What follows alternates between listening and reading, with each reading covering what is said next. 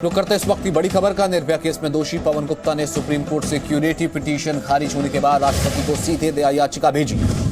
Supreme court से खारिज हो गए चारों गुनहगारों को 3 मार्च को फांसी होनी तय हुई है, लेकिन अभी राष्ट्रपति की ओर से दया याचिका पर कोई फैसला नहीं आया है। ऐसे में कल होने वाली फांसी टल भी सकती है। इस मामले में मुकेश, विनय और अक्षय की ओर से क्यूरेटिव पिटीशन और मर्सी पिटीशन दाखिल की जा चुकी है और वो खारिज हो चुकी है। फांसी पोस्टपोन इसलिए हुई कि इनकी रेमडी बाकी थी, दूसरी फांसी इसलिए पोस्टपोन हुई कि इनकी रेमडी बाकी थी, और फाइनली ये तीसरा डेट वारंट जारी हुआ। 15 दिन का इनके पास टाइम था, लेकिन अलग अलग चुपचाप बैठे रहे। एक दिन पहले वो भी जिसका डालना था उसको नहीं डाले। इन्होंने पूरा समय खराब किया है, कोर्ट को गुमराह किया है, सिस्टम को गुमराह किया है, और आज इनकी अपील खारिज हो गई है और कल उनको फांसी। वकालतनामा भी नहीं जमा किया था उन्होंने। हाँ, सबसे अहम बात, जो कानून का रखवाला है वही अनलीगल काम कर रहे हैं, कोर्ट को गुमराह कर रहे हैं कि मैं वकील हूँ पवन का, और वकालतनामा इन्होंने साइन नहीं किया, वकालतनामा कोर्ट में जमा नहीं किया, तो कहीं न कहीं ये कोर्ट को गुमराह कर रहे हैं, सिस्टम को ही गुमराह किया। आज इनकी अपील खारिज हो गई है, कल मुजरिमों को फांसी।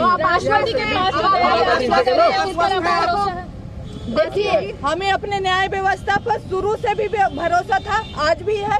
हाँ, बीच में कई ऐसे सिचुएशन आए, हम परेशान हो गए, डगमगाए, लेकिन हमारी विश्वास न तब खत्म थी न आज खत्म है, और फाइनली कल उनको फांसी हो।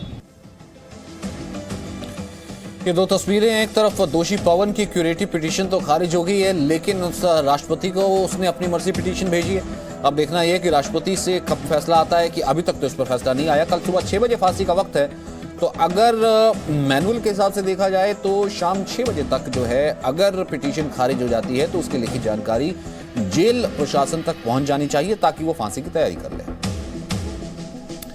तो निर्भया गैंग रेप केस में दोषी पवन गुप्ता ने अपनी आखिरी विकल्प यानी कि राष्ट्रपति से दया याचिका का इस्तेमाल कर लिया है।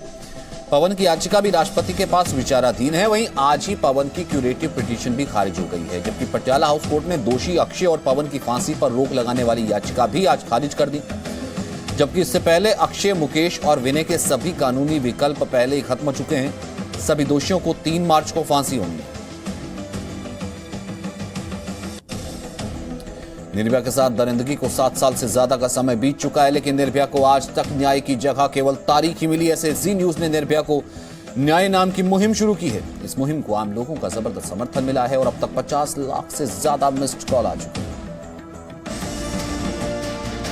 निर्भया के दोषियों की 3 मार्च को फांसी है, लेकिन अभी तक ये साफ नहीं हुआ है कि ये फांसी तय समय के हिसाब से होगी या फिर कानून के दाव पेच में फंसकर ये फांसी की सजा रुक जाएगी। दोषियों के वकील कोर्ट में हर वो पैंतरा आजमा रहे हैं जिससे कि दोषियों की फांसी टल जाए, लेकिन इन विपरीत परिस्थितियों के बाद भी निर्भया की मां आशा देवी थकी नहीं है।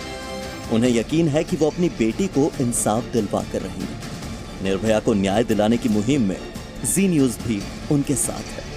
मैं अपने न्याय व्यवस्था से, खासकर सुप्रीम कोर्ट से और अपने दिल्ली सरकार से, अपने केंद्र सरकार से, प्रधानमंत्री जी से मैं रिक्वेस्ट करना चाहती हूँ कि इस याचिका को बिना विलंब किए खारिज किया जाए और 3 मार्च को उनको फांसी दिया जाए, क्योंकि ये तीसरा डेट वारंट है। निर्भया के दोषियों को अब तक फांसी नहीं हुई है, लेकिन आशा देवी हार मानने के लिए भी तैयार नहीं है।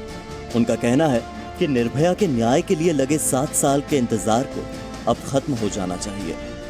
अब समय आ गया है कि सुप्रीम कोर्ट इस पे संज्ञान ले, सरकार संज्ञान ले और समाज में एक संदेश स्थापित करे कि नहीं, इन 4 मुजरिमों को 3 तारीख को फांसी हो, और समाज में एक संदेश स्थापित हो कि नहीं, महिलाओं के साथ अगर कुछ होगा तो न्याय है। जी न्यूज की निर्भया को न्याय मुहिम को देखकर लाखों लोग हर दिन इस मुहिम से जुड़ रहे हैं। मिस्ड कॉल का आंकड़ा बढ़कर 50 लाख से ज्यादा हो चुका है। निर्भया को न्याय के लिए जी न्यूज देश के नाम संदेश को देखकर सेना से रिटायर संजीव कुमार सांगवान भी चरखी दादरी से 72 घंटे का सत्याग्रह करके निर्भया का साथ देने के लिए उनके घर पहुंचे।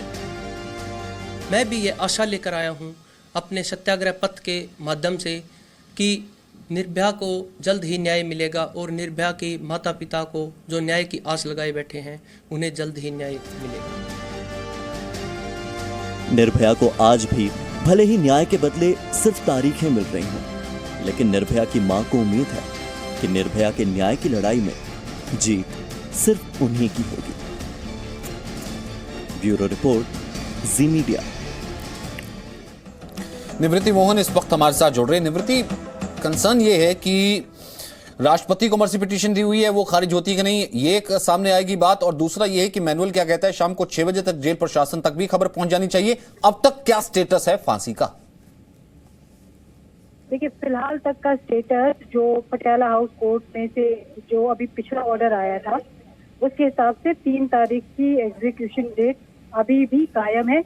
लेकिन इस बीच में ये हुआ है कि मर्सी पिटीशन जो कि एपी सिंह ये कह रहे हैं कि उन्होंने 11 बजे या 11:30 बजे के आसपास सुप्रीम कोर्ट में मूव कर दी थी, और इसकी जानकारी फ्रेश लेकर यहाँ पर एप्लीकेशन दोबारा से एपी सिंह ने मूव की है, जिसमें उन्होंने दोबारा एग्जीक्यूशन डेट को स्टे करने की मांग की है, और जिसका आधार ये है कि वो mercy petition president of India के पास मूव कर चुके हैं।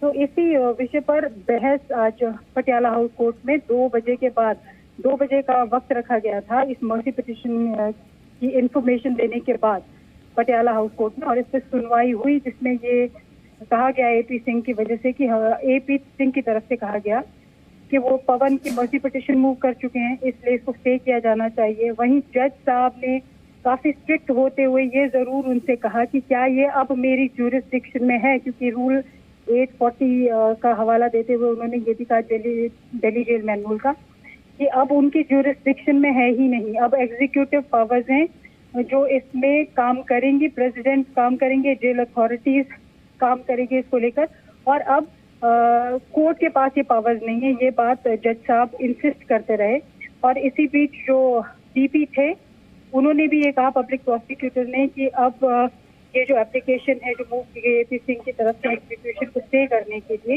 ये मेंटेनेबल नहीं है।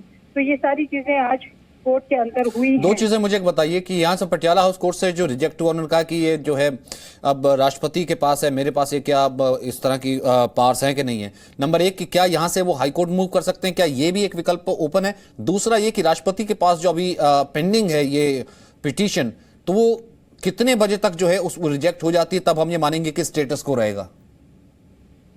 देखिए, रिजेक्शन का तो अभी सवाल है नहीं इसमें, लेकिन ये जरूर सवाल कर चुके हैं प्रेसिडेंट के पास मर्सी पिटीशन चुके हैं, ये सफिशिएंट ग्राउंड होता है एग्जीक्यूट करने के लिए, क्योंकि एक बार आप मूव कर चुके हैं। बहुत बहुत शुक्रिया निवृत्ति फिलहाल इस जानकारी के लिए। No signal, no worry. Presenting Z News app with live TV, latest updates and expert opinion. Available on Google Play and App Store. Download it now.